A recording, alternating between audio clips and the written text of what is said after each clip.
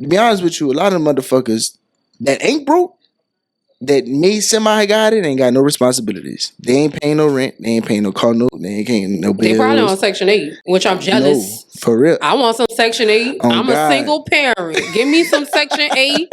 I want some food stamps. But anyway, let's get back to this cheddar. Turn up in your hustle when your life gon' get much better. A real boss turn all his L's to a blessed life. Alright, y'all. Welcome to the Hood Buddah Podcast. I'm your host, BP, and we are now locked into session 16. And I got another special guest by the name of Winsley. And she is not no stranger to the mic or these cameras. So I'm going to let her pop her shit, introduce herself.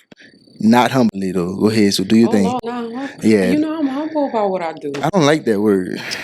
Okay. Yeah, I'll pop my shit then. Pop your shit. Y'all. I'm Winsley Melancon. Showing Winsley Milan on Instagram. I am a full-time content creator, photographer, videographer, specialist of all things digital media.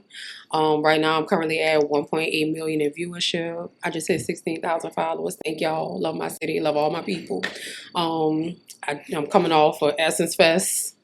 I'm going into a couple of other festivals. Got some big stuff coming up. But yeah, I'm just Winsley. Mom, daughter, sister. I'm just Winsley. Ooh, heavy on the daughter. So that's a lot going on. If y'all heard that correctly, that's a lot going on. How you manage all that? Man, I don't even know. I don't know. That's I the just question. get up. How do you manage all that? I think really because I'm used to a certain level of chaos. Like growing up in a house, my mom growing up, she was actually a makeup artist, so she would be doing movies and television and everything in the city. And my brother was an Indian, so it's like we always had something going on in the house. And I guess from seeing how they would manage, I kind of learned to like.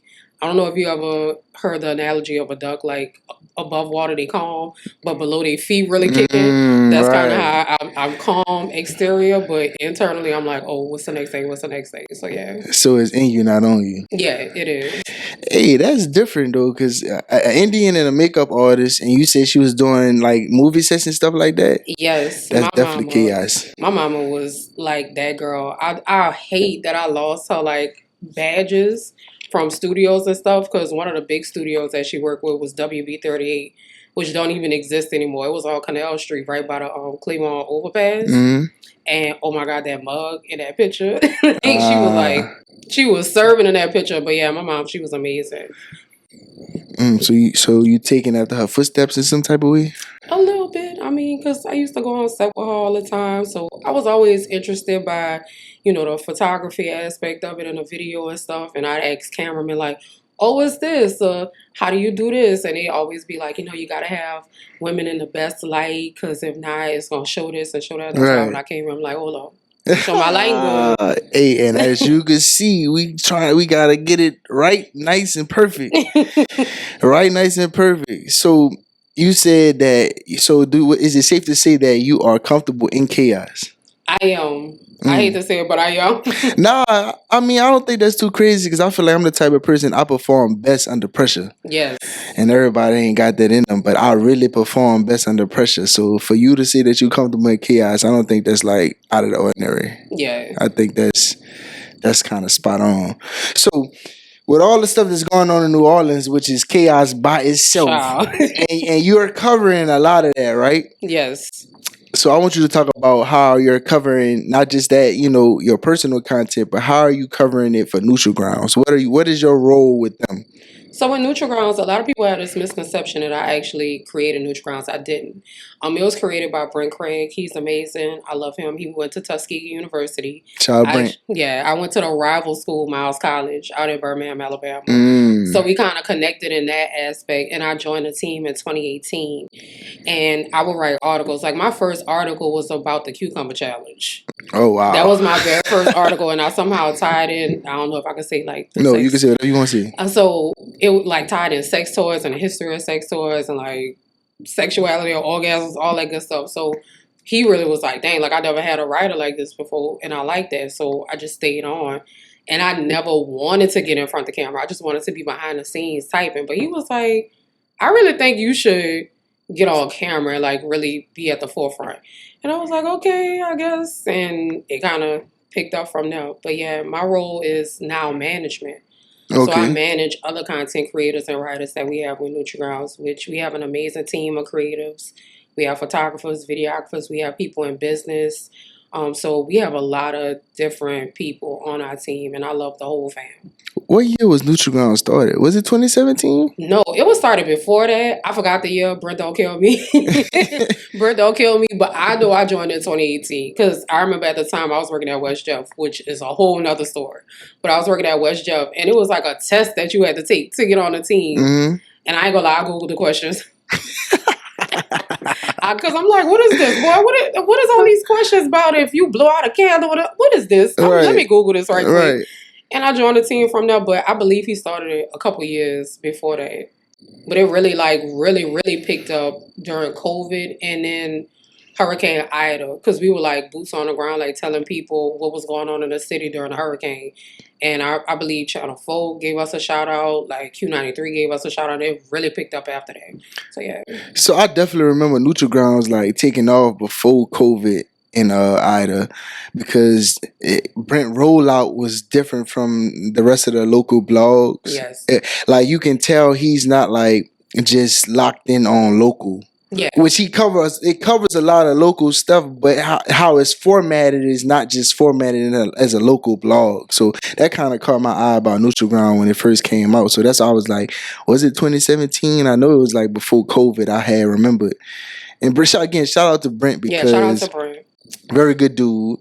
And I just had a conversation with Morgan. We were talking about how like business does kind of reflect your personal life. Yes. And he's a perfect example, like how he run NutriGround, how he is personally there. They coordinate. Yeah. I can't say that about a lot of other people. I ain't gonna mention no names, but please don't. Oh Lord, I don't want to get talked about. And let me tell you something. On here, I don't hold no type of tongues, because I would do it, but I'm trying to keep peace and this, that, and the third. But yeah, so. You look, I don't want no smoke. I don't want none. I low key be wanting that shit. Look, in a peaceful manner, though. Because it's a thing of healthy communication. You know what I'm saying? A lot of people, I'm not going to say people, a lot of people in New Orleans don't understand healthy, like, banter, like, going back and forth with each other. They'll rather be online hollering. Why is y'all hollering? It's 7 o'clock in the morning. You got crust in your eyes. You got plaque in your teeth. Why is you hollering? You say a lot of people. I say majority of people. Don't. Communication, healthy communication is not a thing down here. It's not. That's why you get all the mugs you do. You walk in the room and you feel that energy, that tension. And it's just like, damn, bro, hey, how you doing? It really, you remember that soundbite like, hey, how y'all doing? Hey. Yeah. That'd be me walking in the room like, hey. It's like, you good, bro? What's going on? But I don't know. It's part of where we come from, and I could dive into many reasons of that. But very crab in a bucket. I'll just say that it's very crab in a bucket. Fuck it. Let's talk about it then. Fuck it. I mean, shit. You didn't open the damn door. I mean, hey, we here now. It is Lord. Definitely crabs in the bucket, and not to be on a repeating cycle about this thing about New Orleans, because I like more solutions than problems. Yes. But to understand a solution, you have to talk about the problem. And yes, we do have that crabs in a bucket mentality. And I just think it's because it's just been a passed down trauma that's just been handed off like a baton. Like, motherfuckers just been passing this shit on. I'm passing passing down the hate, generational hate. Oh, Lord. I mean, it kind of is. So, perfect example. I tell people all the time, a lot of the time when people really succeed, and I hate to say it, is when you leave New Orleans. Yes. And other people discover you. And all of a sudden it's like, because they from New Orleans. They from the city. Yeah. I went to school with this person. Da-da-da-da-da. Like, one person that I hate, God rest his soul, because he passed away on my birthday, Young Greatness. I hate his story because he really was on the rise. Like, I remember he had just done a movie. His song Moolah, I remember I had that song on repeat. I still play it to this day. Like, that's one of my songs that encourages me. And I still listen to it after all this time. And for him to have come home, showing love to his city, and be shot down in his city. Like, that's insane. This man was in Atlanta. Like, and it's crazy because people claim that, because Atlanta hate New Orleans. Right. He was untouched in Atlanta. Right. And he came to New Orleans, showed his city love, and was gunned down in his own city.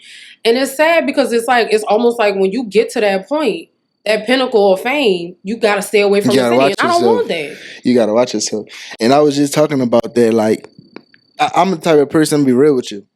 And I just said this in my last session that I do not like this city. Love it. I love it. the I wear it on city. my chest every day. Yeah. Love my city. Love the city, but I do not like it. Yes. And it's because of the people. Like, to be honest with you, I mean, it's really no sugarcoating this shit. It's because of the people. Like, we got ways that's being pampered because it's just, oh, that's how it's been, or that's just this city, that's just what it is. That's and just it's how we like, do stuff. yeah, and it's That's just, the culture. that's why we last in line in a lot of fucking shit. Like, we're last in line. So let's talk about something else. You said you just reached you said you just reached 16K, right? Mm-hmm. And even though with all the bullshit going on in this city, you're transmuting positive energy through your platform, right? I can see that means a lot to you, right? That's important to me too. Yes. So talk about that, about reaching 16,000, right? And in a way that you did it. It wasn't off of drama. It wasn't off of mess. Oh no, not at all. I don't do drama. I don't do mess. I don't show my behind.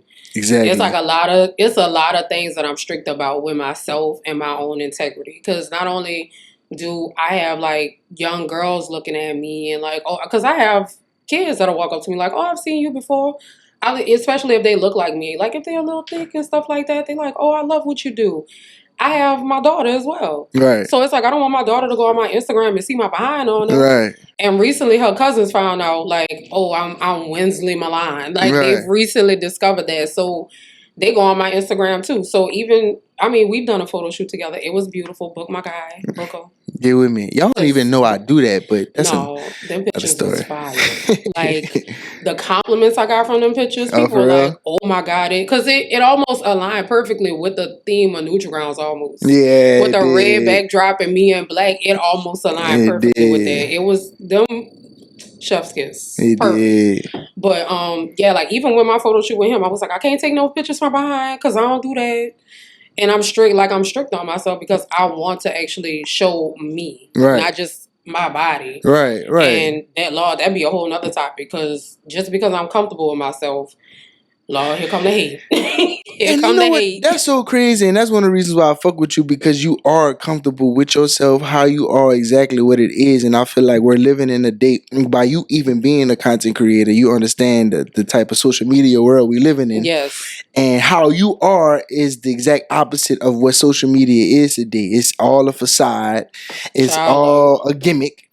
And you're going against the norm with that. I love that. Let me adjust this mic when I say this. Half of these content creators y'all know are broke. She said half. I would say a good majority. A good majority of them are broke. They need money. And I will say this. If you reach out to a content creator, any business or anything like that, please pay them. Let's all do. Because y'all think a free meal is going to pay somebody for their creativity. That's not going to pay them. Oh, man. It's not going to pay them at all. Preach. But I tell people all the time, like, during the Super Bowl, I really thrived during the Super Bowl this year because my hairstylist is in my hair for free. Because she was like, I want you to be my walking billboard. I went from having a ponytail, and then she was like, oh, I want to do a 70s flip in your hair because I had like this cool denim jumpsuit that I wanted to wear. I'm going to do a flip. And she paid for the hair and everything. She have her own hairline. So I was promoting her during the Super Bowl. Then the nail shop that I went to, shout out to Powder Room because they did my nails and my toes. But they was like, oh, girl, because we got you because you always tipping us. We going to take care of you. So it's like people really show me love because I always show them love. But during the Super Bowl, I was broke. I was broke as hell. I ain't have no money. I'm going to be honest. Oh, listen. I'm going to be honest. I was broke. That's why I fucks with you. You know what? This is one of the reasons why I made this platform, because the truth of the matter is, again, your favorite rapper, your favorite model, that same motherfucker, I guarantee you, I done been around them, they broke, they do not got it. That account is negative, fam. Listen, and again, nothing is wrong with that. It's That's not. cool. The problem is that they're feeding you this lie and this gimmick that they got this going on and that's not reality. And then when you go home and your reality, you looking at they shit and you like, oh, something wrong in my life. No. And it's not. It's No, not. it's not. It's really not. Like, you know what I'm saying? And I'm big on that shit because it's like, I was one of them people. It was like, damn, what the fuck am I doing wrong in my life? I'm looking at it, I'm like, man, what the fuck? I'm like, damn, how they getting this? What's going on? I'm like, do they got, to be honest with you, a lot of motherfuckers that ain't broke, that may semi got it, ain't got no responsibilities. They ain't paying no rent. They ain't paying no car note. They ain't paying no bills. They probably on Section 8, which I'm jealous. No, for real. I want some Section 8. Oh, I'm God. a single parent. Give me some Section 8.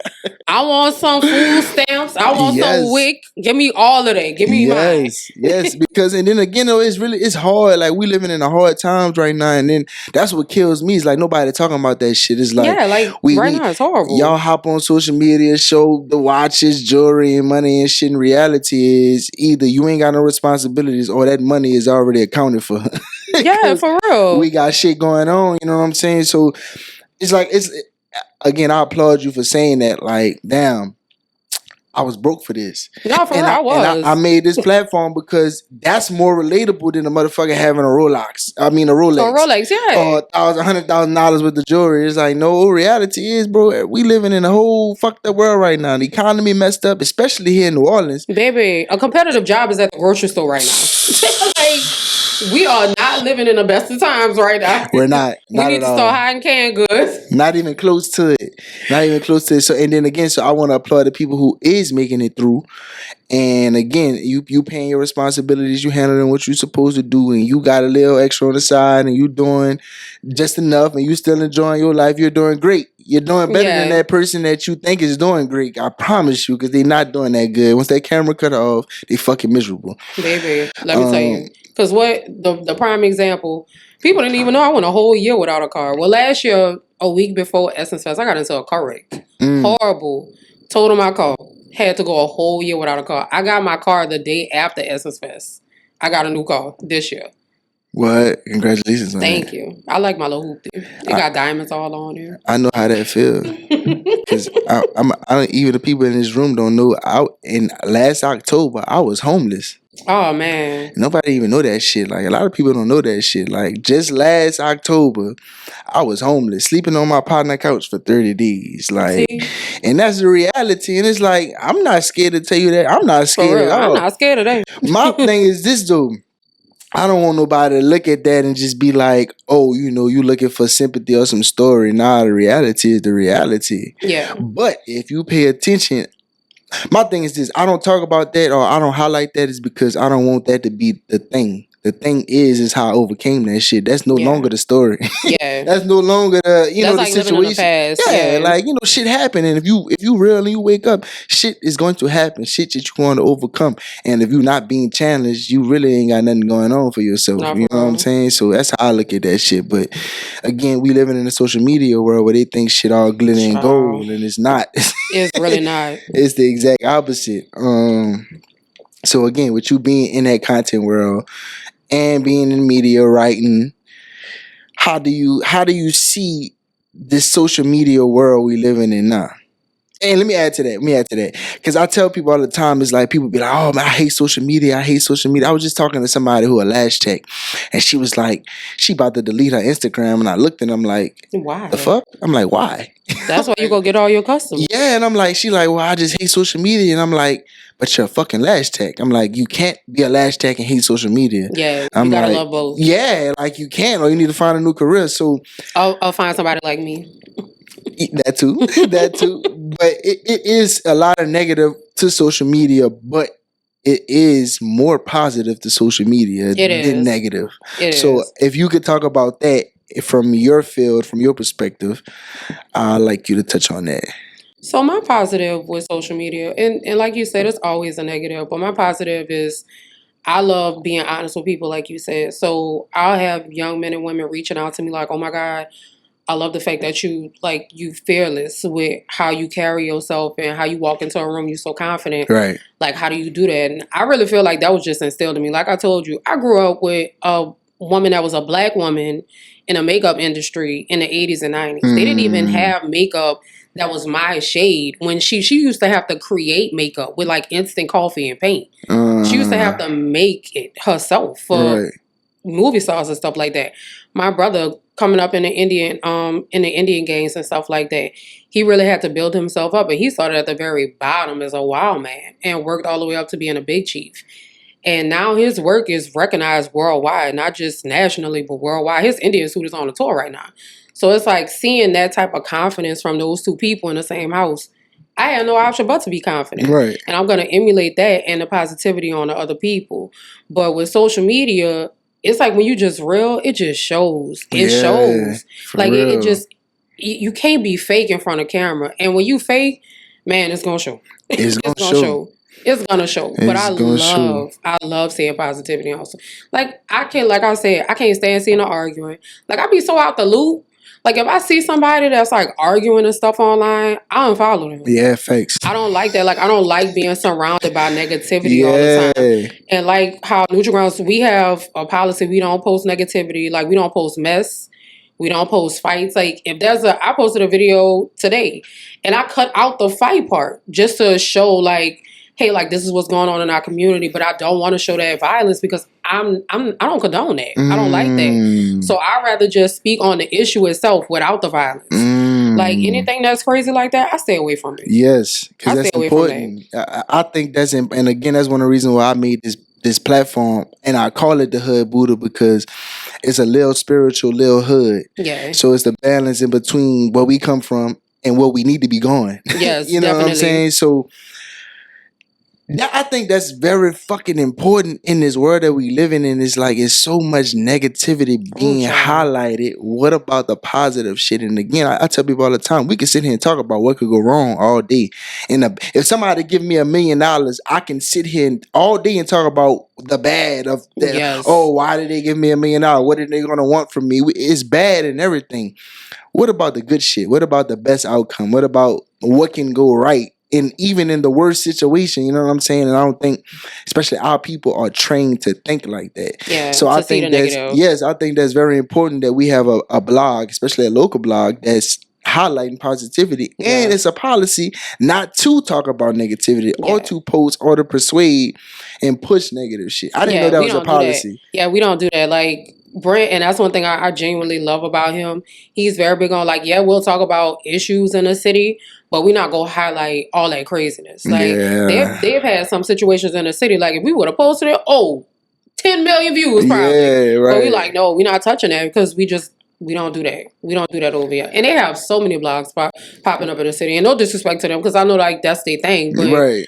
I couldn't picture myself being a part of that, especially like I said, knowing that my child watching me. Right. I don't want her to see that. And everything in life is a balance. Like it ain't no disrespect to them, but it's also, is this truly who you are as a person, or are you doing this for the views? Or are you doing this because it's the easier option, or is this the fastest way to grow your, you know what I'm saying? Like, so it's no disrespect, but it's again like people got to be held accountable. People got to be told where they're wrong or right. People got to be challenged, or do what fits you. You know what I'm saying? It's easy to do something to fit in. Very easy. And if we looking around to fit in, that shit really not beneficial. Like you going fitting around, and it's like I tell people, it's like if everybody going that way, I am going the complete opposite way. Like, the opposite way. I don't give a fuck what y'all talking. That's where y'all going? Everybody going? Okay, well, I need to find somewhere else or something else to do. Like, look, what your mama say? If everybody jump off the bridge, you gonna jump? My dang. And if you watching this and you was like, no, and it's like, yeah, y'all fucking jumping. Head first. Y'all jumping head the fuck first. Like, y'all are jumping. So with that being said, just quickly, I was telling people, again, I told you how much I don't like this damn city, but now I'm trying to find the beneficial ways and the positive ways. And I think I found it.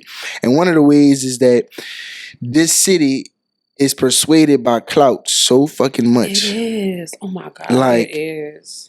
It's for so long I looked at it in a shameful way, and it's like now, okay, let me get on the other side of that.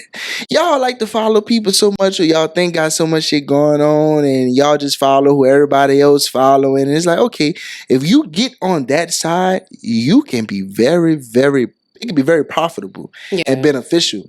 Now, I can question people's intention on that, but that's another. But if you do have a good intention on that, and you find a way to manipulate clout out here, I think it's one of the best cities to do that in, because you could get a wave out here.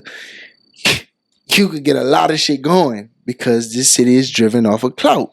It is. So I'm in my era now that I'm trying to find a way to manipulate that. It's like I always looked at it like, yeah, y'all going here. I don't want to be nothing a part of that. Or I don't want to do the clout chasing shit, this, that, and the third. And I still don't, but it's like now, if that's what I got to do to get y'all attention, okay, cool. And I know what I'm going to do to keep it. Yeah. But it's one thing to get it and it's another thing to keep it. So that's what I'm thinking about. No, I could tell you this much though. A lot of people I've seen the come up of plenty of people in this city, as far as like in any category, and people will start changing around you. Like people will really like it'll look like one day it's just you and like almost like you wasn't in the gym shooting with me. Right. All of a sudden everybody was in the gym shooting with you, facts. and it's like, wait, where did y'all come from? Because if I needed you for anything, you weren't there. Facts. Like I have probably two people that I depend on like wholeheartedly for anything dealing with media. Mm-hmm. Really, no, three. I'm lying. It's three. I'm not saying names though. But those three people, I know if I contact them, if I need advice like on business or anything like that, I have one person. I just gave that person away. You already know who that is. If I need a video shot or photos or anything like that, I bring that person along with me. And then I have another person that I go places with and we'll do like reviews and stuff with.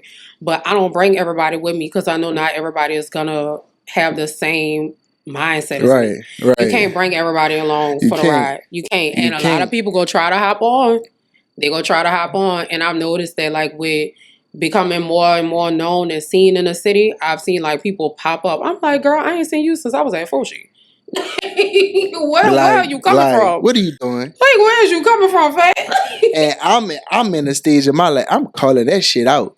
That's my problem. Like, ain't no sugarcoat. I can't. Listen, I can't. Like, fuck that. Because it's just like, and I'm the type of nigga, like, I will reach out to you in the beginning stages, like, hey, bro, this is the vision. This is where I know it could go. Yeah, like, I can't do it by myself. Yeah, like, you know what I'm saying? Like, this is where I know it could go. I'm reaching out beforehand. I know. So if I reached out to you beforehand and you come after the fact, I'm gonna tell you about yourself. Yeah, I'm gonna tell you like, oh no, stay the fuck over there, please. No, for real. Please do, because I'm not about to sit here and act like, oh yeah, I've been with you. Are you acting funny? Yes, I'm acting fucking funny. Call it what the fuck you want. Because I know in the beginning phases when eyes wasn't on me, shit was in there, I reached out, I talked about it, I said what it was gonna be. So now when I'm popping my shit, it's like, oh yeah, don't be like, oh, he acting funny, he think he all that. Man, I reached out to you. I told you where this was going. So now when I tell you get the fuck. Don't look at me crazy. I have every right to say that. Look, imagine living with somebody like that. I lived with somebody that flat out told me, nobody's going to care about what you're doing. Like, flat out told me that. Nobody's going to care about what you're doing. I probably had like 200 followers at this point. People not going to care. Nobody going to pay attention to you. People don't even like big girls like that. Nobody, who cares about a food review? Who cares about what you're wearing? Who cares about going? Like, nobody's going to pay attention to all of that stuff. We literally in a digital renaissance. Like, this at the beginning of, like, when Instagram and Vine, like, this is around this time when Vine was still a thing. And I remember, what was that group called? No Lorraine? Because I remember Super was a part of it. So it was like Super, Greg, Tarzan Davis, who was a phenomenal actor now. Right. Like, that whole little clique. All of them were on Vine, and then they got rid of Vine. So everything came over to Instagram. So I was like, you know what? I'm going to keep going. I'm going to keep pressing and look at where I'm at now. And the funny part, he recently reached out to me, like, man, I got to eat them damn words. He was like, man, like when he was like, when I seen you was doing stuff for the Super Bowl, he was like, damn, man, I could have been with her. Yeah, you could have been with me at the Nike party. And you know what? I respect that, though. Like, I respect a person that could come back and be like, man, I was wrong. Yeah. It's the motherfuckers who sit there and try to not acknowledge the fact that they told you like that and try to discourage you. Yeah, you just trying to fly past that and then try to say I'm acting different or something. No, let's talk about, you know what I'm saying? How you did me. Yeah, because it's like if you, I'm a firm believer that when God or the universe, whoever you want to call it, give you a vision, it's for you. It ain't meant for nobody else to see. Yeah. So I don't even have the expectation of somebody seeing it right away. Now, that don't mean I'm not going to try to get you to see it, to see if, we can make something shake, but I don't have the expectation for you to see or understand the vision that was given to me. It's for me. Yeah. So somebody not understanding that shit, it's cool to me. You know what I'm saying? And then you come back when you see me. It's the you acting funny. Now you come to me, it's like, damn, bro, you was right, man. I told you I ain't see it. Cool, come on, bro. You know what I'm saying? It's cool. Like, you know what I'm saying? Like, I understand you ain't understand it. Cool. You know what I'm saying? It's the motherfuckers who act like I'm acting different now. It's like, no, nigga, you forgot what you said. You forgot I was trying to bring you along. You was like, oh, nah, that shit ain't gonna work. And so it's cool. Stay over there. That boy probably just said that because he wanted some booty from me. That's probably the only reason he said that. Like, well, she look cute. Let me try and holler at her right quick. And you never know what people's intentions is. And I'm just so alert. And I was just telling Bucky this. I'm like, I'm so alert on some shit. I pick up on energy so quick. In a matter of 5 seconds, I can know a lot about people. And it's to the point it irritates me. Because now I can't hold my tongue about it. It's like if your mood change, I sense that shit. So I'm gonna ask you, what's wrong? You're gonna tell me no, and I'm just gonna look at you. I'll be like, no, what's wrong? So now I pick up on shit like that. So it's like, it's hard for me to act like I don't see shit. I don't understand certain shit. Wait, because now I'm curious to know what it's like with you dating people since you saying that. Because, you know, sometimes we be like, ain't nothing wrong. And something really be wrong. Something really be wrong.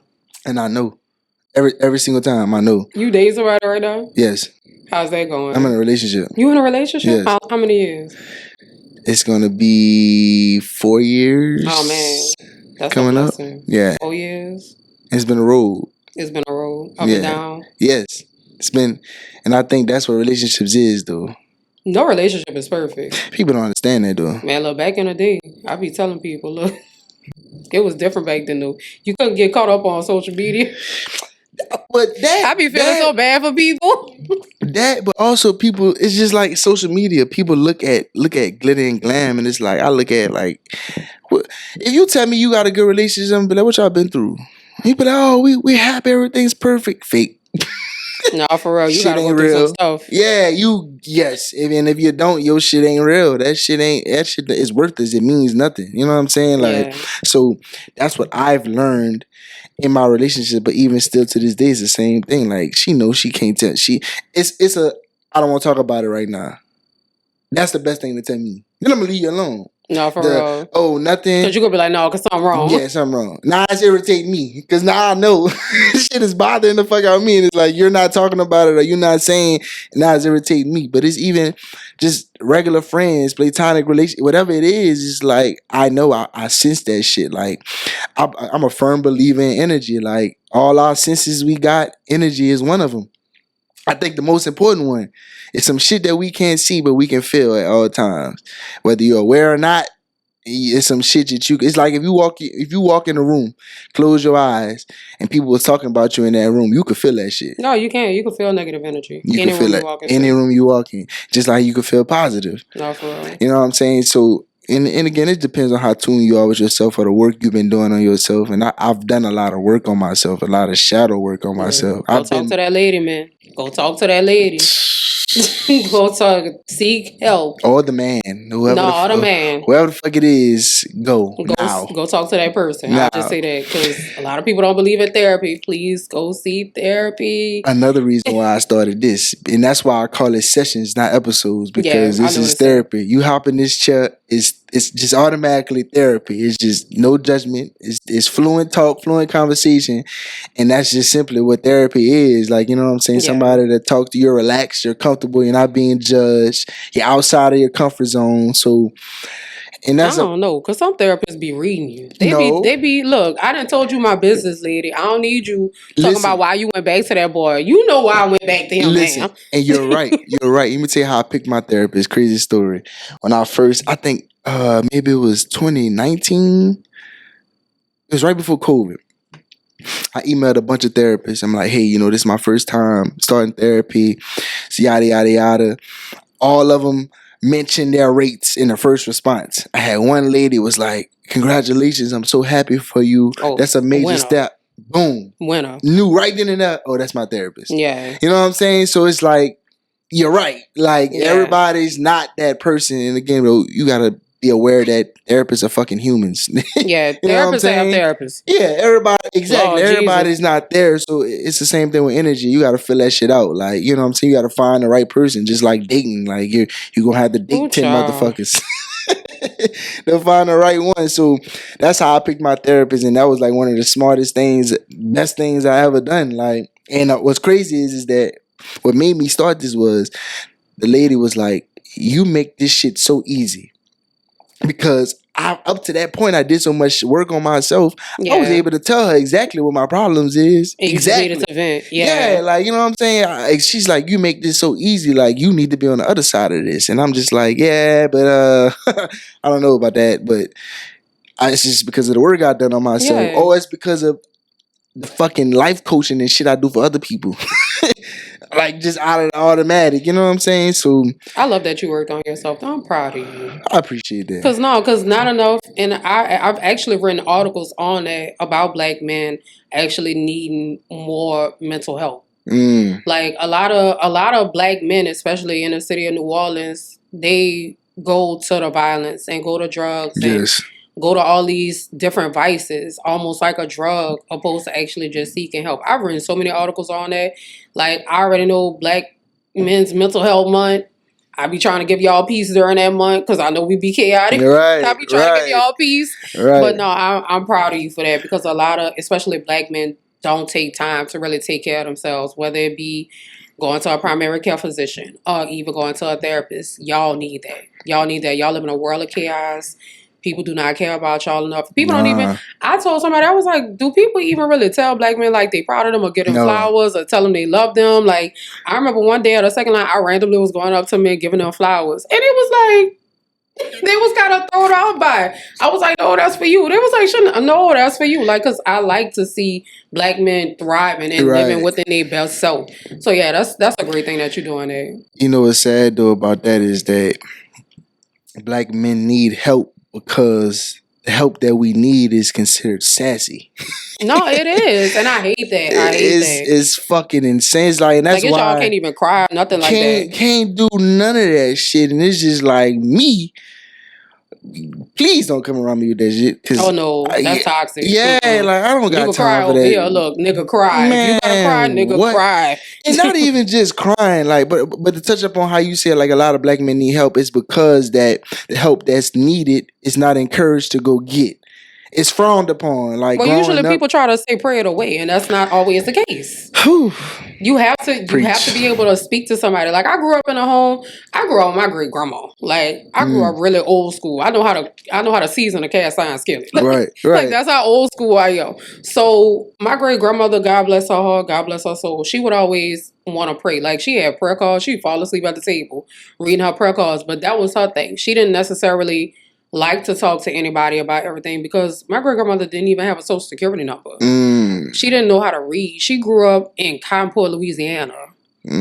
So it's like, and then we were same complexion, like Black woman, and she came down here to New Orleans to clean house. So I can only imagine the things that she went through from her childhood until, I want to say she was like 60, 70 something when I was born.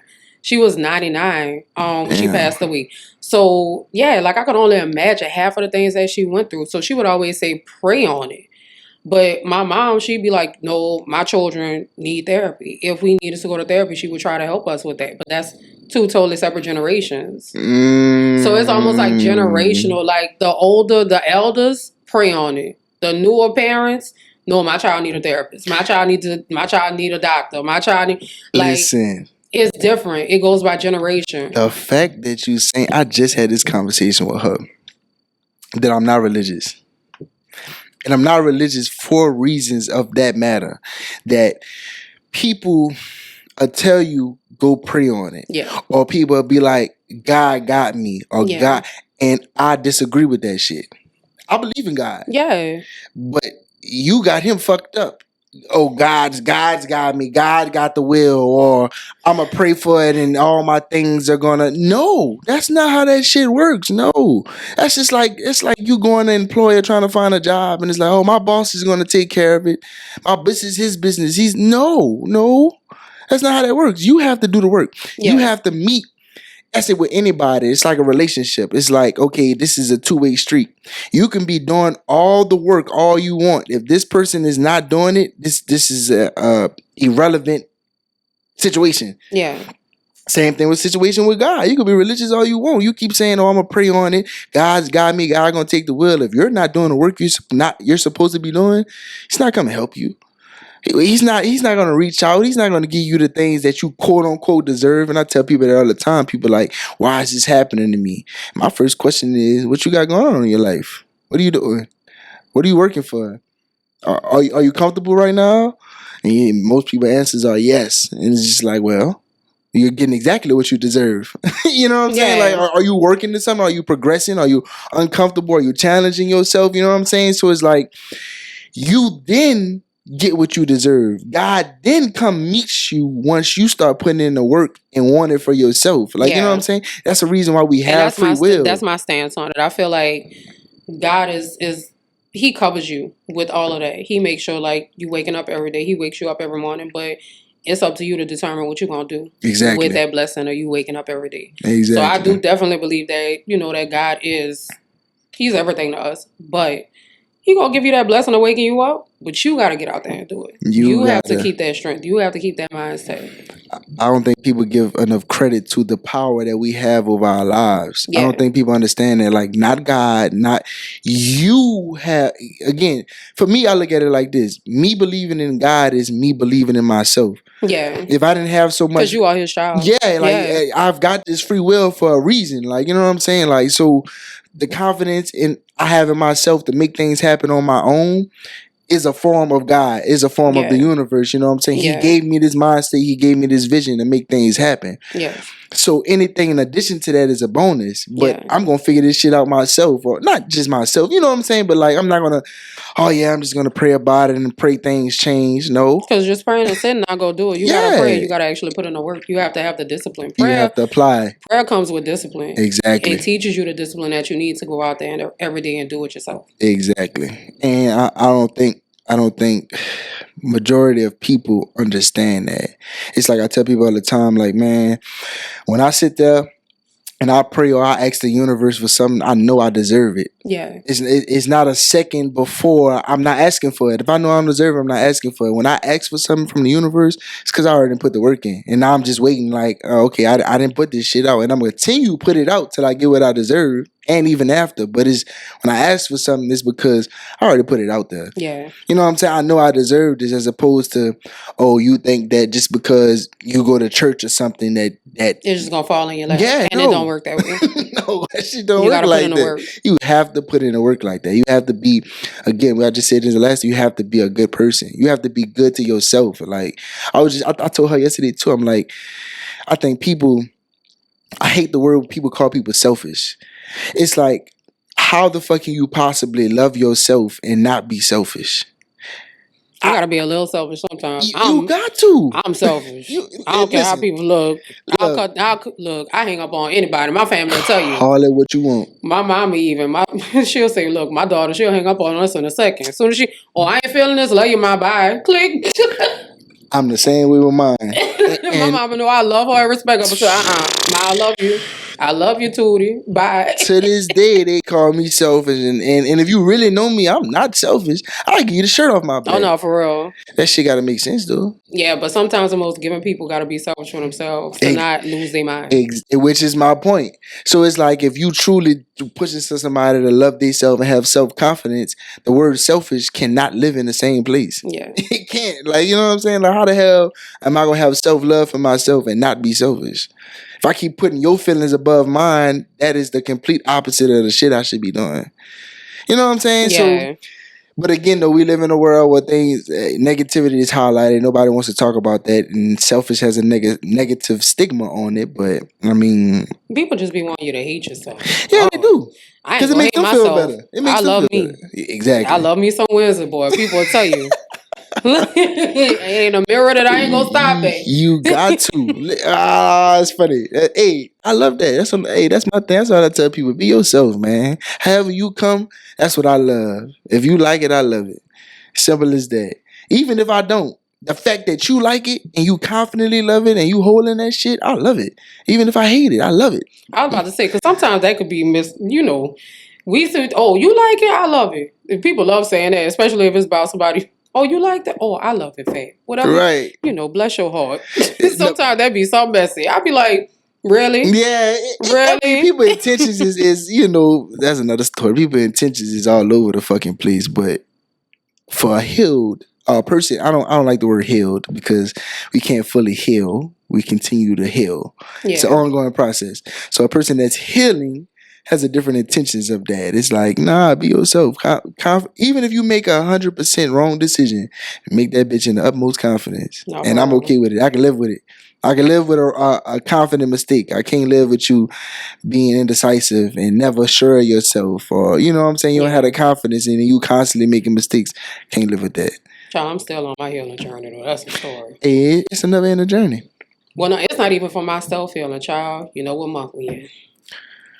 Oh, child, look, I'm still healing from that. I'm so sick of seeing them documentaries. Every month, I feel like a documentary popping up. Yeah, but you know what? I'm be honest with you though. I think that's band-aiding the shit out of us. It is. Let me tell you something. I was in it. I don't need to see it. Listen. I said, how am I called a refugee in my own country, bro? Like, how am I being called a refugee? And I could have swore to God, it say 1232 Kentucky Street on my birth certificate. Why am I being called a refugee in America? That didn't make no... Katrina, man, that thing, I'm sitting up, and my daughter asked me, she was like, Mommy, where were you for Katrina? I was like, oh, Lord. I was waiting for this day. I knew one day she was going to ask me. And she asked me. So I had to take her, like, to our house to show her, like, where we were. And I showed her on the interstate where we slept. And when I went to go pick up my credentials for Essence Fest, I took her with me because I love taking her for stuff like that. Because my mama did it. So I want to take her. So I took her to the hall where we were in the convention center and showed her. She was like, well, Mommy, it don't look how you say it. And I'm like, I'm happy you don't have to see that. Right. I never want you to have to experience that. Because see, for Ida, I stayed, but I evacuated my mom and my daughter. I said, no, my child is never going to experience that. Right. Hella high water. She never going to have to go through that. Yeah, see, I think the shit band-aiding us. It that does not take away what it did, what it was. Yeah. But okay, what the fuck now? Like, because a lot of people still traumatized by that. Yeah. Like, a lot of people still traumatized. Like, anytime a bad storm come in, I'm like, oh no, I have a suitcase with all our documents in it. And like emergency clothes just for me, my mom and my daughter, and some stuff for my stepdad. And I have it just so I can throw it in the car. From Katrina, just because, like, all our documents in a suitcase, just because of that. But see, this is my thing, though. New York is pretty traumatized from 9/11. Wouldn't you agree? Move past that shit. But I don't think a lot of people move past it. They just mask it. They mask it. Because they did the same thing to them. What I mean is, not necessarily more so personally, but I mean as a city in whole. Oh, yeah. You know what I'm saying? More of a recovery or becoming after a disaster. What's supposed to come next is something great. You know what I'm saying? Like is what is it? Is opportunity and chaos. Yeah. You know what I'm saying? So where did we benefit from that disaster? I feel like it hasn't came yet. You know what I'm saying? Like I feel like it's still part of a. It's always going to be that. Don't get me wrong. But what I'm saying is, it's like, you know how something bad happened. It's like one day we're going to look back and laugh at this. And laugh is a lack of better words. But what I'm saying is, like, where is the upcoming story, the great story of that? You know what I'm saying? Like, when are we going to get to a new point of that? Why did we go through that? Because I'm a type of person, I feel like in the worst scenarios, we go through that to get to something better. Yeah. It's either going to kill you or not. And if it don't kill you, it's going to get you to something better. So when are we going to get to that point to where, yeah, this happened, it was fucked up, it scarred us for life. Can we get our reward from that now? Or can we make our own reward for that now? Because nobody ain't going to give it to us. Yeah. Can we, you know what I'm saying? So that's kind of how I see that. And that's just the type of person I am. I'm a more solution than problem person. Like, we can talk about problems all fucking day. I can talk about we can talk about them all day. But what is the solution? How do we get past this? But no, I'm happy you brought up New York, because I tell people all the time, New York and New Orleans are one of the top 2 cities as far as tourism in America. But New York is a city that doesn't sleep. And also, it's not a predominantly black city. Right. New York consists of boroughs. They have the Bronx, Brooklyn, all these different spots. But predominantly, that was Lower Manhattan that was affected by it. And it was an unfortunate. So my nephew was actually born on 9/11. Oh, shit. So yeah, so it's like I hate, and my cousin was there when it happened. She was actually working at a hotel, but she's since moved back to New Orleans. But you have to think about it. New Orleans, pre-Katrina, had the highest percentage of black home ownership. Right. Now all of us have been pushed out of the city. Parts of the night wall still look like Katrina hit. They still have the X's on houses. Right. My elementary school is still boarded up. Lorraine Vivian Hansberry. 20 years later, we still living in the midst of the remnants of Katrina. Right.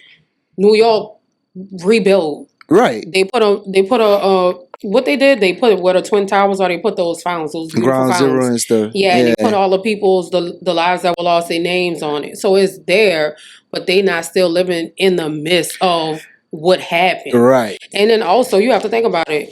We have gentrification, which I hate that word too. But it's happening daily. Like, we have people trying to change our culture on a daily basis, second lines. The way that we... Indian practices, anything that's culturally important to our city is constantly being attacked. Right. And we still living in the midst of having to see all these things that once were buildings just standing there, just standing still. Right. So yeah, it's very different. Like New York, horrible situation. That was tragic. Like that was horrific. Like, and seeing that. As a child, I want to say I was probably in 6th grade when it happened. Seeing that as a child, you seeing people jumping from the building. Like, that's traumatic. And I can only imagine what those people still fear. Like, are they going to come back at some point in time? Like, that's the whole reason why TSA exists now. Right. I remember pre-9/11, you could just walk your family member to the gate. Right. You could just walk in the airport. You could bring anything on the plane, but you can't do that anymore. Right. A lot of things have changed from that. However, in New Orleans, we still living in it. It's not like we've moved past it because it's still there. And I feel like that's what we say. We saying the same thing. It's just like for the simple fact that we can still go and see something that was here during Katrina. That's my point. It's just like that should be unacceptable. Like, you know what I'm saying? We should be moving past that. Just like how they are moving, it's still there. Still, but they move past. They move past it. You know what I'm saying? It's just like for example, I don't want to say I'm thankful for 9/11. I'm not saying that. Yeah. But if that's what it took to get TSC, if that didn't happen, how many 9/11s we would have had? Yeah, what we have. So what good did Katrina bring? I feel like that question is still being answered. Because it's crazy. Even after Katrina, it's almost like they still not prepared for hurricanes to an extent. Exactly. Like, I feel like they're better prepared, like with helping people escape and stuff like that. Like, they have the big metal man that they have with the RTA buses, like they'll actually help people evacuate and stuff like that. But I feel like if another hurricane like that hit, what's gonna happen? And I blame the politicians, but that's another story. I don't just blame the politicians, because we had people that was really fighting for us at city council meetings. Tony Montana literally died fighting for us. Mm-hmm. Like, that man passed away fighting for us. So it's like, I feel like because these other generations are coming up and they don't necessarily... I always say, and I hate saying this too, because I know some people that ruffle some feathers, but the New Orleans versus NOLA, it's like the New Orleans is the people who really grew up in New Orleans, like know the culture. Right. And then NOLA are the kids that's coming from the New Orleans babies. They don't know like what we know and what's really true to us. So with that being said, I feel like if we don't get them to see the importance of it, like, let's say this, if we don't show these children the importance of second line culture, is second line culture going to exist in 10, 15 years? If we don't show the younger generation about Mardi Gras Indians or Black Masking Indians, are they going to know the importance of it and really continue on with it? Right. Or is it going to die off? Right. Like, it's literally just going to be a faint memory. Like, I think the way New Orleans is going before it goes underwater, because I think that's what New Orleans is heading. It is. It is. Underwater. I hate to say, but it is. I think that with the education system being the way it is and the economy being the way it is, I'm not saying that I'm rooting for gentrification. I don't want to say that at all. So don't misconstrue my words. But what I'm saying is that for change to happen, some shit we're not gonna like. Yeah. And You're if right. that's the way it has to go for some type of change, then sign me the fuck up. Because if we just gonna keep going around this revolving door, something gotta fucking change. And again though, like I say I blame the politicians, and that's not to say all of them. Yeah. But what I mean by that is it starts at the foundation. Like Louisiana is not the best place to raise a child in the education system. Child, because when I went to Texas after Katrina, they tried to put me back Exactly. a grade. They was not playing. They was like, "Oh, your child is on 10th grade read level. We got to put her back." Exactly. I had to go to school 6 days a week to stay a junior. See, that's what that's my point. And it's like you're talking about that, and it's still that today. It's still that today after all this time. So what the fuck is being changed? So again, somebody got to be blamed for that. So yeah, we could talk about the people. I could talk about the people all damn day, but at the end of the day, it's bigger than the people because New Orleans is not as resourceful as it should be, or it could be. Yeah. You know what I'm saying? Like this is not the best place to start a business because I don't know. Well, let me say some people be thriving, baby. Well, let me say this. And again, somebody heard me say this before. The food industry is great. Oh yeah. Because no matter how much money somebody has out here, they're going to spend. They're going to get a plate. They're going to get a drink. They're going out broken out. Oh, you could be broke and come to New Orleans. You could come to New Orleans with $200 in your pocket and leave with $100. Exactly. But outside of that, is New Orleans really creating jobs for people? Baby, let me tell you something. I have a license to be in surgery. That's actually what I do. Like, I work as a surgical technologist. I went to school for that. Paid off my debt. The only time I made really good money, and this is no shade to LCMC or Ashland Health Systems, because Lord knows they be ruffling feathers too. I didn't make no money working for them people. I didn't start making money until I started traveling. See? I worked 1 year at West Jeff Medical Center. Learned everything I could. I learned every specialty. Heart surgery, neurosurgery, orthopedics, robotics. I learned everything. I said, I'm going to learn everything. Soon as I could, I hit the road. And when I tell you I went to Seattle, Washington, and within a year, I paid off all my college debt. I was sending my mama a rack a week. I was cleaning up in Seattle. And I promise you, I want to stay in my city. I want to be here so bad. But man, I'd be like, all the money I could make leaving here. You're missing out. I'm missing out on money. I mean, I was in San Francisco living it up. I was in a whole pool house living it up. See? My child was everywhere, going in and everywhere. Bruh. Anything she wanted, paid for. But as soon as I come back to New Orleans, baby, I said, dang, man. That's what I'm talking about. Like, but I love my city, and but it hurts because it's like it hurts. My city does not love me back as far as like feeding my pockets. Yeah. Like it's almost like Louisiana keeps you in a position for you to have to live paycheck to paycheck and be dependent on assistance. Yes. Like it's almost like you need to depend on it. And that's what the politics come at because they benefit the most off of that. Think about it. Think about if they did create more job opportunities out here and how much money they would lose if people started getting out of government assistance. People started getting better mindsets and started being able to, create better opportunities for themselves and not have to worry about that. New Orleans is being band-aided and handicapped. That's profitable for people like that. You know what I'm saying? Like, because now if you think about it, amount of people. And this is generally speaking, but the amount of people on government assistance and things of that nature are not entrepreneurs, innovators, people that's trying to create a new opportunity, risk takers, people that's jumping off, generational curse breakers. That's not those people. And again, I'm generally speaking. Yeah. So and that's no shade to y'all because some people really need exactly. That's no shade at all. But on a broader scale, if the fucking majority of the city is on the government assistance and shit, this is not a city that's thriving. It's not. Like, it's not. And that's my problem. It's like and again, I moved to Texas because I looked it up. I'm like, man, let me look this shit up. The family, the family household, the average income in Texas is $67,000 in Houston, just in Houston. Out here is 27, and I'm just like. My mind was just boggled looking at this shit, and it's just like, this is my point though. It's like, how the fuck can this city thrive with numbers like this? It can't. We're just in a revolving door. Like, we're living in poverty. We're living off of survival mode. We're barely make it. That's why the crime rate is what it is, because there ain't no fucking jobs. Niggas ain't got money. Not to say that that's okay and they should be comfortable with that, but in the general, nigga ain't got the mindset. All right, well, look, we ain't got no opportunities. I gotta go make some. I gotta go take me a risk. Everybody don't have that mindset.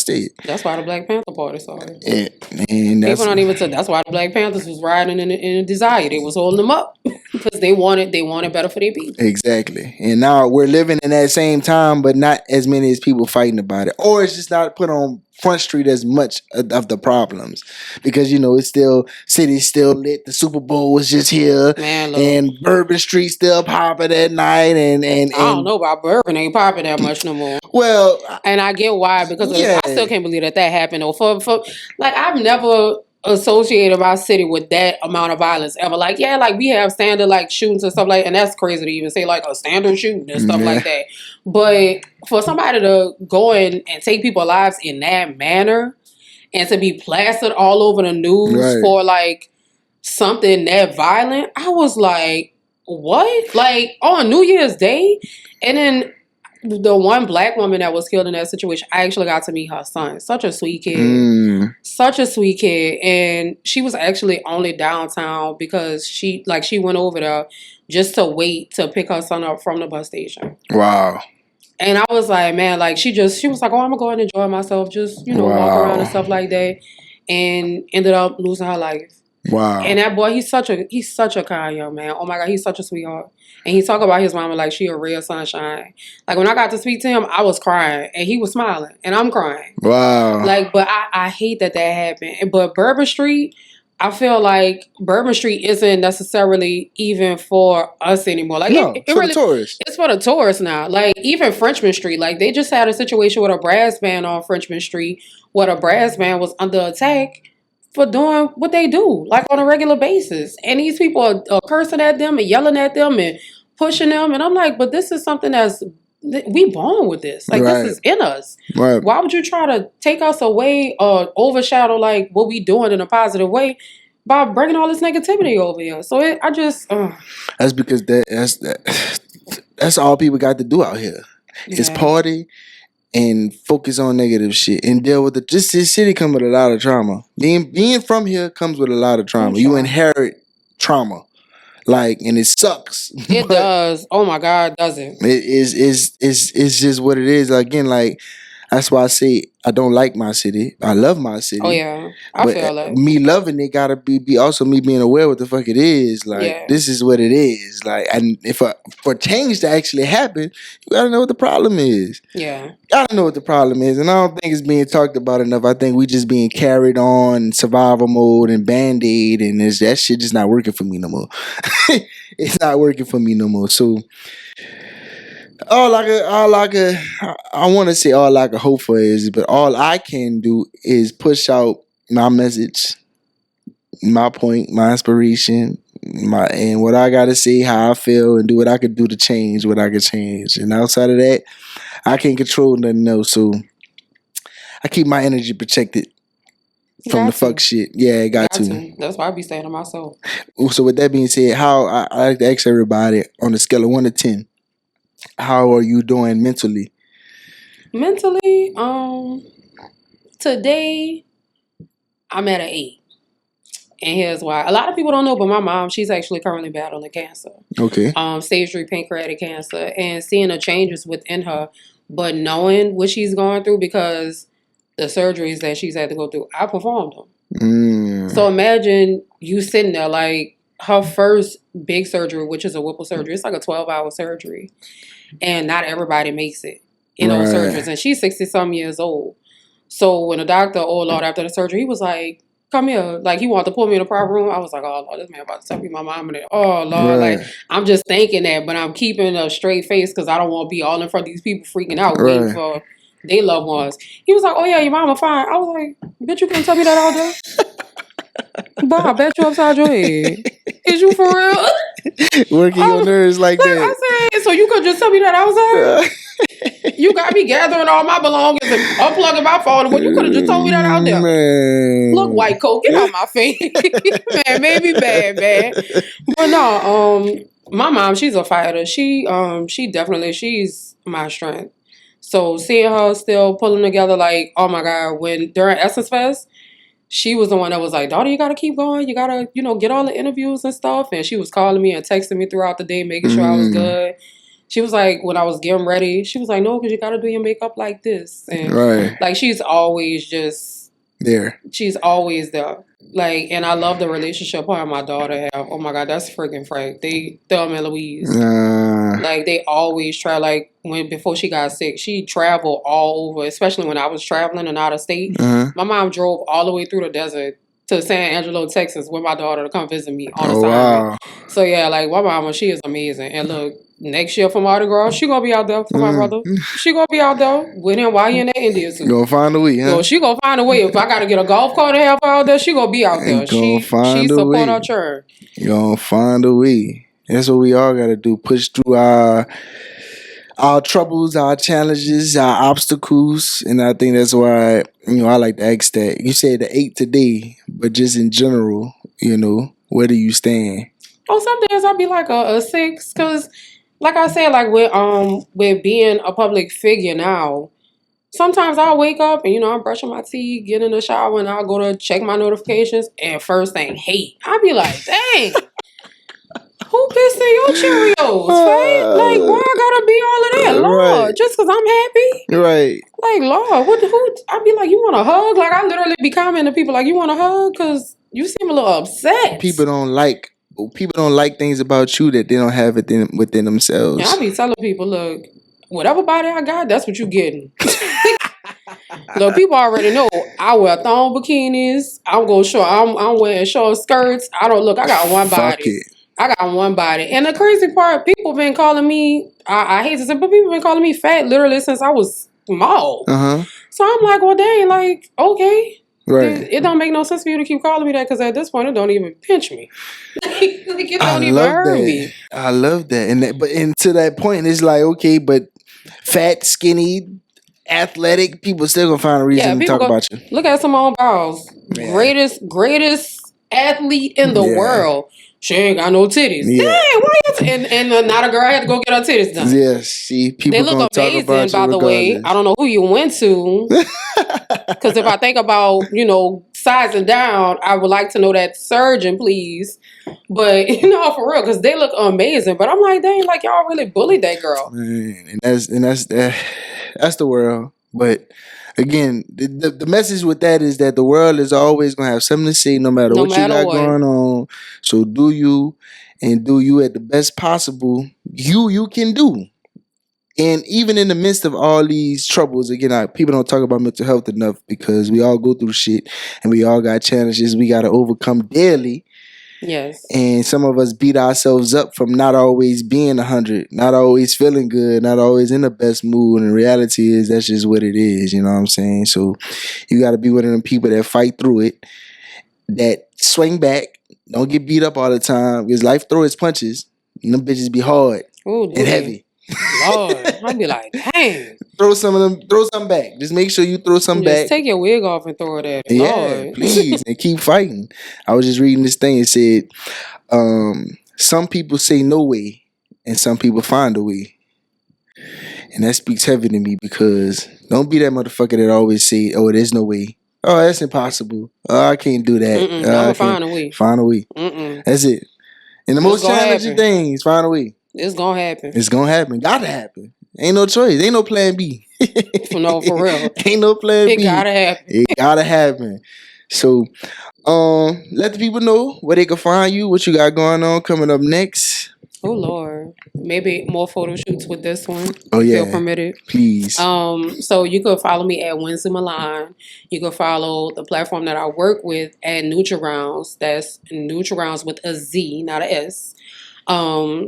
I have one music fest coming up in October. West Bank Fest is coming up too. You gonna do that? Oh, I need to. Look, because I don't be knowing about all the stuff. To be honest with you, last year Boosie came. Ooh boy. I saw that. They was I did lit see out there. I that. was on the stage. I said, how am I even on the stage It with was at the Boosie? Lario Center, huh? Yeah, man, I it was remember. packed as hell. They I had remember. people, grandmas, all in the front, and they was cursing at me. Cause what Boosie? My mom, I don't know. That was when, a matter of fact, that was when he almost went to jail. You remember when he got held up at the airport? Yeah. In Atlanta. That's why he was so late coming out here, because he got held up and he was able to like do whatever to still come out here. Damn. But the state troopers brought him. The state troopers brought That him. nigga started to go back to jail, I think. No, he did. Look, Boosie a real one. He Oh, I alright. fucks with Boosie. But no, I got West Bank Fest, One Music Fest. I have some other stuff that I'm working on, like as far as media and stuff. And next year, rolling back out with the Black History Month series. I already started working on that because it was such a big thing this year. I didn't think it was going to do that good. But it did really great, so I'm already working on that right now. I need Nutrigon to partner with the Hood Buddah podcast. Look, you got to call Brent for that. I already talked to Brent. Brent. Is Sky Daddy. I don't talk. Look, that's Sky Daddy. Listen, we just had a conversation a couple weeks ago. I be telling everybody, Brent my man, and I'm going to stick beside him. That's my work husband. I'm going to stick beside him. Whatever he say, go. Look, he put the idea in my head. I mean, like, before you even asked me, he was like, man, you got to get back to it. And, like, we could partner on some stuff. So I'm like, yeah, okay. Well, he loved listening to a good podcast. Yeah. Like, that's his thing. If you go to his house, which he's so funny, he'll have on the headphones, and I walk in and I'm like, Brent. And he don't even hear you because he either listening to a podcast or like some music. So yeah. Man, we gonna get together. Yeah, it's in the stone. Hit him up. I ain't say nothing. I ain't approve nothing. He go contact you. He know. He already know. He put it in my ear. He know. So y'all, thank y'all for tuning in, locking in with the Hood Buddah podcast. This was session 16. And until again, we see y'all next time. Peace out. Love and blessings.